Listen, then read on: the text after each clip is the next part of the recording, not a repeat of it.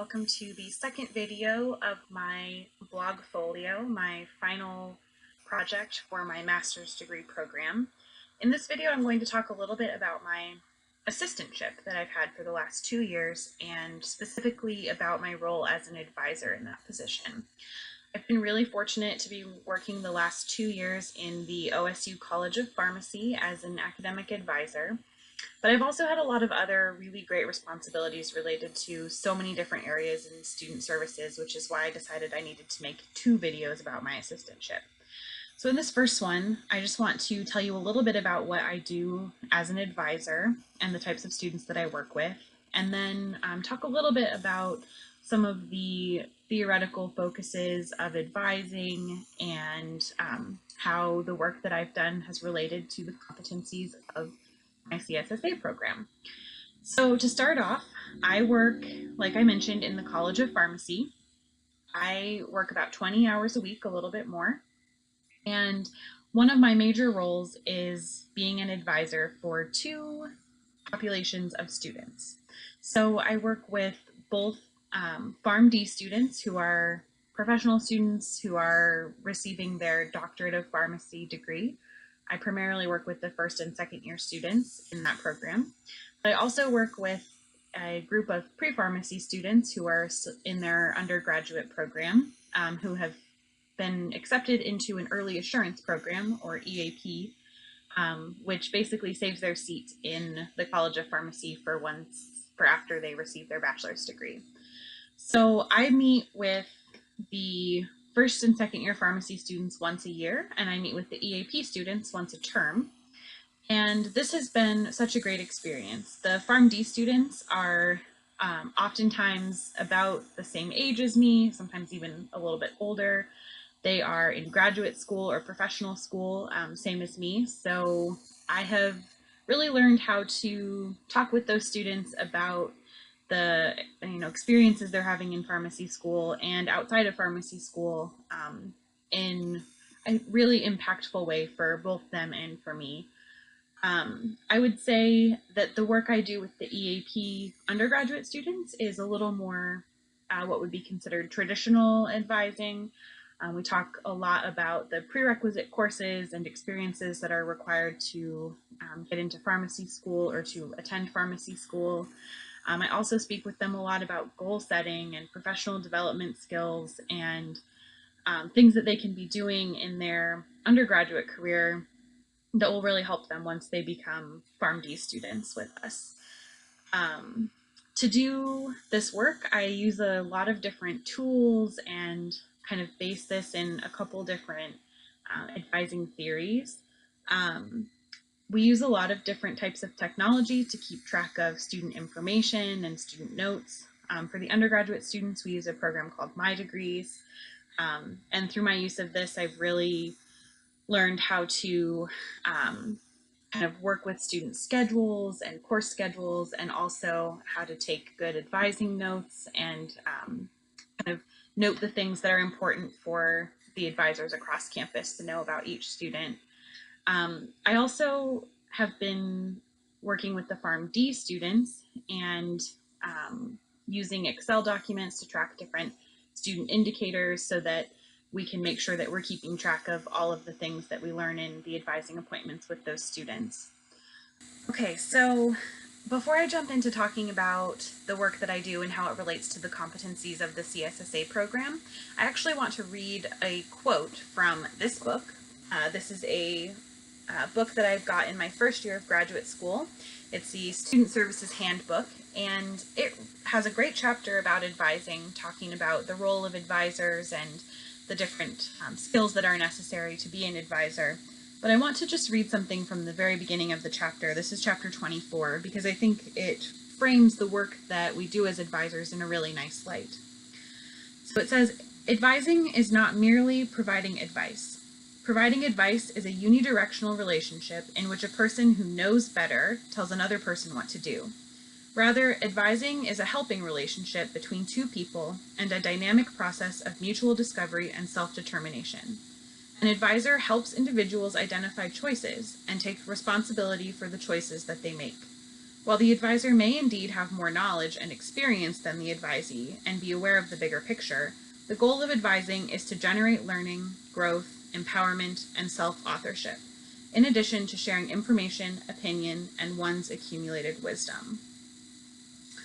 So I like this quote because a lot of times students have varied experiences with their advisors. And I know as an undergraduate student, I didn't take advantage of advising in the way that I wish that I would have. And so when I first learned about academic advising as a potential functional area for myself, I couldn't quite picture what that role looked like because I hadn't experienced it as an undergrad. And I like the way that this book discusses advising because I like the idea of it being more than just a person who has all the knowledge and has the advice and them giving that to some student who doesn't know anything. I really like the way that advising is framed as a back and forth relationship and really just a way for someone, an advisor, to foster learning in a student as opposed to just telling the student what they need to do. And for me, this has taken a lot of practice and a lot of thought to make myself that type of advisor. I think it's easy to memorize prerequisite courses and know things that a student should do and just tell them to do it. But it is not as easy to encourage the student to learn those things on their own and to think about their process in a way that helps them think more critically and will obviously help them be a little more prepared for the real world or for the time when they have to make those types of decisions without someone telling them what to do. So the advising that we do in the College of Pharmacy is called intrusive advising, which when I first heard this term, I thought, that doesn't sound very nice. I don't really want to be an intruder, or I don't want someone to feel like I'm intruding on their life. But intrusive advising is actually really focused on building relationships. And so there is a professional organization that is focused specifically on academic advising. It's called NACADA. And I'm going to actually talk a lot more about NACADA in a later video because I've attended a couple of their conferences. But they have released a lot of information and content related to different types of advising styles. And so there is a paper about intrusive advising written by Jennifer Varney, and I will put the link in the description of this video. But she writes that intrusive advising is not hand-holding or parenting, but rather active concern for students' academic preparation. It is a willingness to assist students in exploring services and programs to improve skills and increase academic motivation. And so when I said before that intrusive advising is really focused on relationship building, that's really the core tenet of this style of advising. So intrusive advisors will focus on reaching out to a student first, building a relationship, and then continuing and maintaining that relationship throughout the student's experience at the university.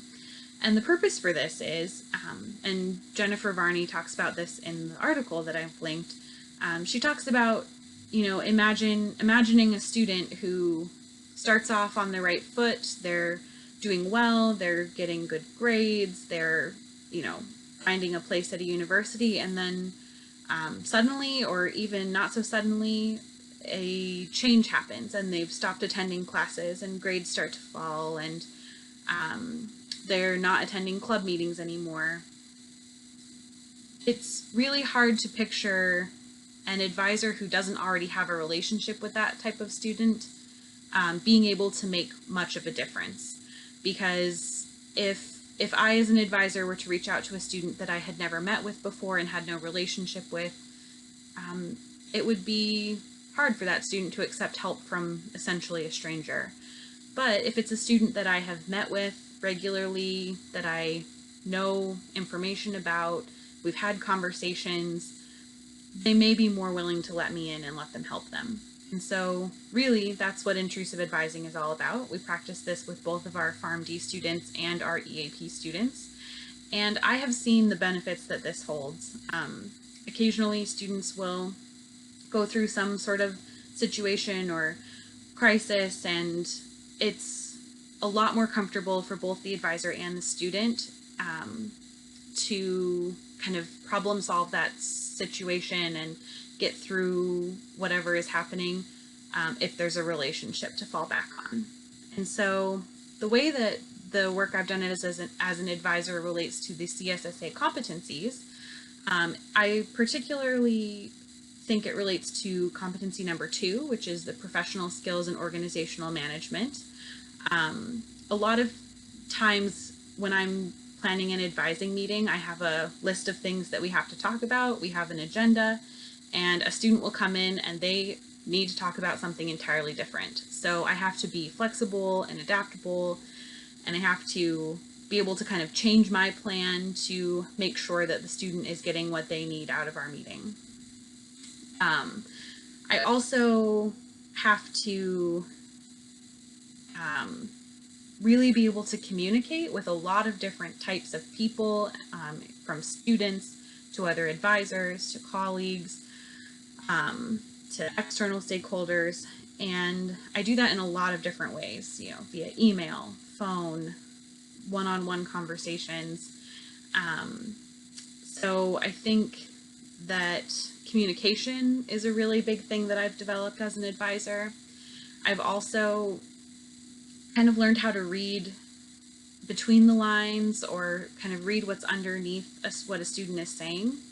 A lot of times, because I meet with students every term, if I say, oh, how is the term going? And they say, fine, but I know that usually they would say, oh, the term is great, and then they would tell me things, then I would know that that fine might not really mean that the student is fine.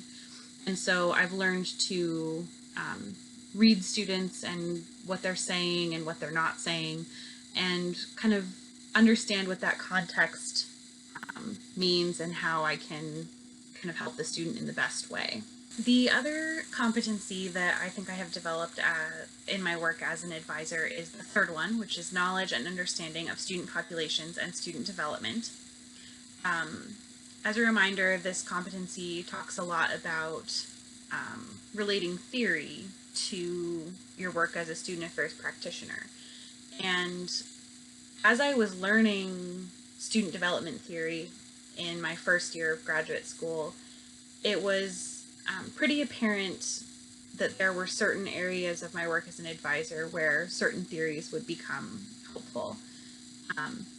There were also other theories where I wasn't quite sure how I could relate them on a practical level. But there are situations that come up where my brain will kind of be sparked to remember a particular theory. Things like when I'm having a conversation with students and, on my agenda is that we need to talk about, goal setting for their future and what types of experiences they're hoping to get in pharmacy school that will help them be a better pharmacist. But if they come in and they tell me that they haven't eaten dinner last night or any meals today, my brain immediately starts to think about things like Maslow's hierarchy of needs. And is this student really going to be capable about talking about long-range goal setting if they're hungry? And so certain theories have been important in the work that I do and have helped me to kind of not necessarily change the things that I do, but to understand, when a student tells me that they're hungry, maybe we need to talk about something else in their life. Or another theory that I think about is when I'm working with my undergraduate students in particular, and I'm asking them to talk to me about their experiences that they're having, and how they're going to relate those to their goal of being a pharmacist. Sometimes some students are totally ready to be challenged and to think critically, and other students are more of a kind of dualistic thinker, and they want someone else to tell them like how their volunteer work applies to being a pharmacist. So I have to work with students on all of these different levels and kind of everywhere in between to make sure that I'm encouraging learning, but I'm not discouraging them. And so this has required me to take, varying approaches with these types of conversations that I have. And while, I'm not necessarily citing theory every day, I am thinking about it, and it is guiding the types of conversations that I have and the actions that I take as I work with those students. So that's a summary of all of the work that I've done as an academic advisor. Stay tuned. In my next video, I will be talking about all of the other responsibilities that I've had in my GTA position at the College of Pharmacy.